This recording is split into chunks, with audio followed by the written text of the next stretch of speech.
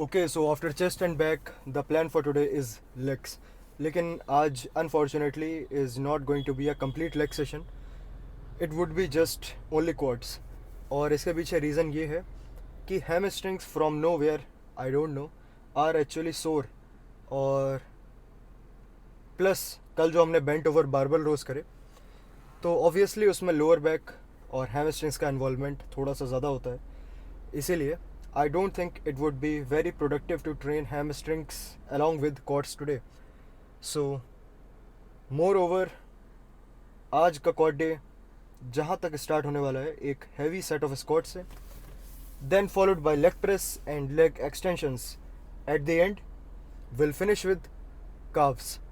और as usual जैसे हम अपना काफ से स्टार्ट करते थे lower body session, it is not going to be as the same, क्योंकि इस बार हमने काफ से स्टार्ट करा था अपना chest day. So at the day 1 of this week we did chest and calves. तो क्योंकि बस सिर्फ हमें अपने काफ्स के लिए थोड़ी सी ज़्यादा फ्रीक्वेंसी चाहिए as compare to any other muscle group, इसीलिए काफ्स के लिए हम 2 या मे बी 3 वर्किंग सेट्स करेंगे. ये अंदर चल के फिगर आउट करते हैं कि एक्चुअल कितने वर्किंग सेट्स की रिक्वायरमेंट पड़ेगी. So let's begin this session. First heavy working set of squats and most probably I think there would be just 1 set. और इसके बाद हम मूव करते हैं थोड़े कांस्टेंट टेंशन बेस्ड प्रेसिंग पे, यानी कि leg press. So let's finish this 1 set first.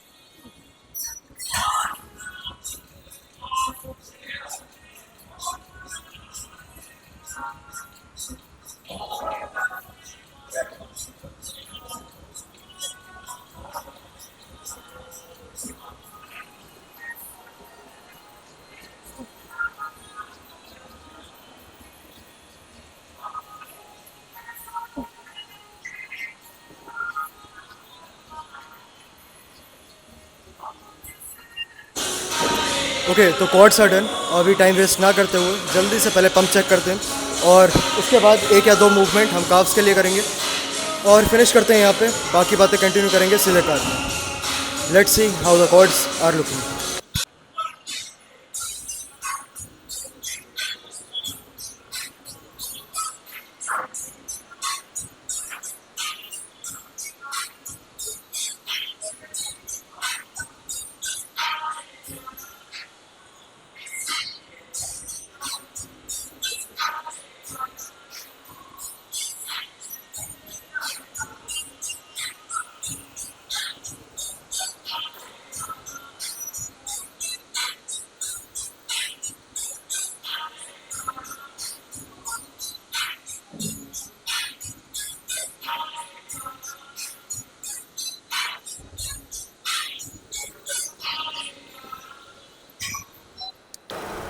Honestly अभी वो शार्पनेस और डेफिनेशन तो नहीं विजिबल है जो कि हमारे इस सो कॉल्ड लीन फेज में धीरे धीरे होने लगेगी है। लेकिन बात करें फुलनेस की और राउंडनेस की, so I think this is the peak form of the fuller my legs can look, लेकिन विद स्लाइटली लेस ग्लाइकोजन, क्योंकि जो भी हमारे अभी पिछले 3-4 दिन डेफिसिट में रहे हैं तो they are definitely showing their process.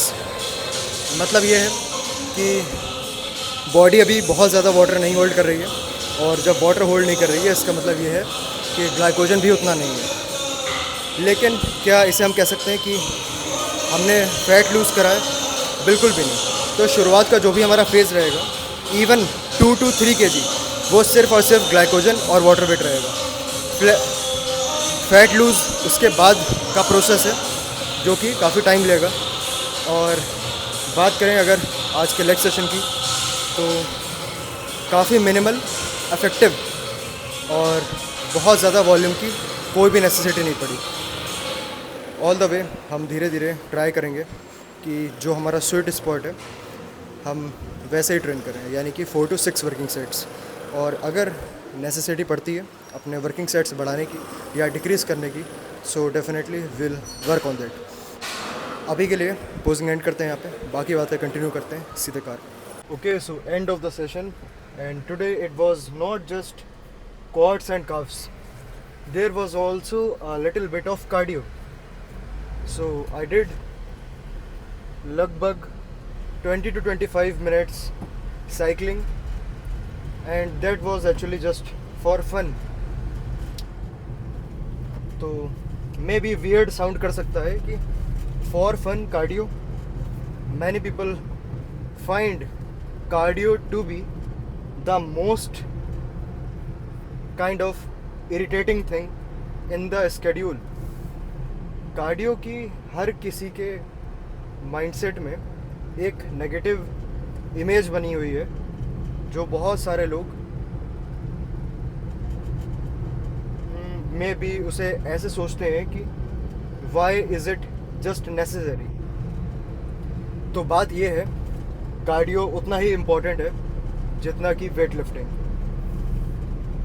We train with weights for the muscles और we do cardio also for muscles, and that does not mean कि कार्डियो में सिर्फ हार्ट या फिर कार्डियोवैस्कुलर सिस्टम हमारा ट्रेन होता है, बल्कि जो भी हमारे अदर मसल ग्रुप्स हैं, यानी कि पूरी बॉडी में ब्लड फ्लो होना, और जो भी लाइक ऑक्सीजनेशन है और कार्बन डाइऑक्साइड को बाहर निकालना, this is the kind of process what cardio does to your body. लेकिन एक्सेसिवली कोई भी चीज़ करना इज़ ऑलवेज नॉट सजेस्टेड। अगर रोज़ कार्डियो 1 या 2 घंटे की लिमिट में हो तो आई डोंट थिंक कि बहुत ज़्यादा उसका कोई नेगेटिव इफेक्ट पड़ता है बॉडी पे। लेकिन जब हम कंबाइन करते हैं इसे with any sort of other activity like weight lifting और ट्रेनिंग विद वेट्स, तो वहाँ पे एक इंटरफेरेंस इफेक्ट होता है जो कि हमें अवॉइड करना रहता है। जैसे कि अगर जस्ट फॉर एग्जांपल किसी इंडिविजुअल को अपने बोथ सॉर्ट ऑफ एक्टिविटीज़ रखनी है, यानी कि कार्डियो एंड वेट्स, तो उसके लिए देयर शुड बी या तो गैप होना चाहिए लाइक 4 to 6 आवर्स का, या तो बिल्कुल ही मतलब सेपरेट सेशंस होते हैं like cardio for 30 to 45 minutes, even 1 hour. और लेकिन अगर उसमें हम गैप दे देते हैं 4-5 घंटे का, तो हम फिर से वेट लिफ्टिंग भी कर सकते हैं। लेकिन अगर यहीं पे हम कार्डियो पहले करते हैं और जस्ट आफ्टर उसके बाद हम वेट्स करते हैं like weight training just after cardio, तो वहाँ पे इंटरफेरेंस इफेक्ट हमें ज़रूर फील होगा, क्योंकि कार्डियो इटसेल्फ बहुत ज़्यादा एग्जॉस्टिंग तो नहीं है सिस्टम पे, लेकिन फिर भी जो भी हमारे बॉडी के रिसोर्सेज होते हैं यानी कि ग्लाइकोजन और जो भी मॉलिक्यूल्स एटीपी, ये सब एनर्जी के सोर्सेज होते हैं, तो वो डिप्लीट ज़रूर होते हैं जब भी हम कोई कार्डियोवैस्कुलर एक्टिविटी करते हैं, जो कि नेसेसरी होते हैं जब हम वेट ट्रेनिंग करते हैं तब भी। तो उनको रीस्टोर करने के लिए या तो हमें टाइम चाहिए, और या फिर हमें ऐसे स्ट्रेटेजाइज करना पड़ेगा अपने कार्डियो एक्टिविटी को कि वो वेट्स के बाद हों। लाइक जैसे हमारा आज का लेग सेशन था, so we did 20-25 minutes of bicycling after cardio, sorry after weight lifting. तो इसका मतलब ये है कि जो भी हमारे पास एक लिमिटेड अमाउंट में रिसोर्सेज होते हैं बॉडी के लिए as a source of energy, तो उसकी प्रायोरिटी सबसे पहले जाती है वेट ट्रेनिंग पे। उसके बाद जितने भी बचती हैं रिसोर्सेज हमारे, या फिर direct into fat burning phase, वहाँ पे रोल प्ले करता है हमारा कार्डियो का। अब मे बी हर किसी के लिए ये चीज़ प्रोडक्टिव साउंड नहीं कर सकती है, और यहीं पे अगर हम बात करें अपने just before 3 to 4 days of bulking, तो यहाँ पे हमारी अप्रोच बिल्कुल ही डिफरेंट थी। बिल्कुल डिफरेंट से मतलब ये है कि सेपरेट सेशंस, मॉर्निंग कार्डियो या फिर इवनिंग कार्डियो, और इवनिंग वेट्स या फिर इवनिंग कार्डियो और मॉर्निंग वेट्स। तो यहाँ पे हमने काफ़ी लंबा गैप दे रखा था बिटवीन द 2 सेशंस, क्योंकि in the bulk I don't want any interference. I want my weight training to be just diabolical with so much of energy flowing into the system। लेकिन यही चीज़ सेम हमारे cut में नहीं होती है, होती भी होगी और लोगों के लिए, बट नॉट फॉर मी। एक सो कॉल्ड कट या डेफिसिट फेज में ऑल द वे पूरा दिन एक एक्टिविटी जैसा ही होता है, पूरे दिन जस्ट ट्राइंग टू मूव और managing to complete the daily step goal जो भी सेट कर रखा होता है, और प्लस द वेट ट्रेनिंग। और स्पेसिफिकली जब मैं पर्सनली इस डेफिसिट फेज में होता हूँ, I want my training to be the first thing, not just first thing, but like to be early in the day. अब अर्ली इन द डे का मतलब यही है कि मॉर्निंग में ही सेशन हो सकता है, क्योंकि where I come from the gym around me get closed around 9:30 to 10 AM। तो मे भी बहुत सारे लोगों का तो ये वेकअप टाइम होता है, बट यहाँ पे it is just like that. तो यहाँ पे जिम कल्चर या वर्कआउट कल्चर इतना ज़्यादा पॉपुलर नहीं है, और gyms in this area are just like any other business shops। तो एक कोई भी डेकोरम या फिर सॉर्ट ऑफ रेगुलेटेड स्पेस नहीं है ट्रेन करने के लिए. लेकिन दिस ऑल में sound just like a excuse, but it is what it is. Hopefully काम हमारा सिर्फ जिम में ट्रेन करने का ही होता है, plus two document what I actually did.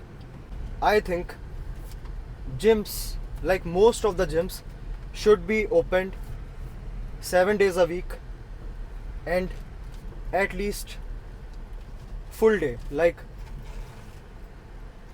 from 5 a.m. to 12 a.m. That is actually should be the basic rule for every gym. Otherwise, most of the places just seems like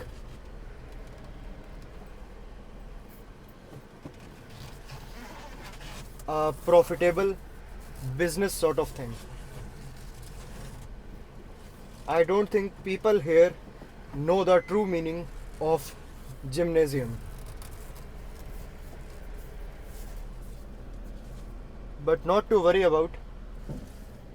We will gonna figure it out a better option.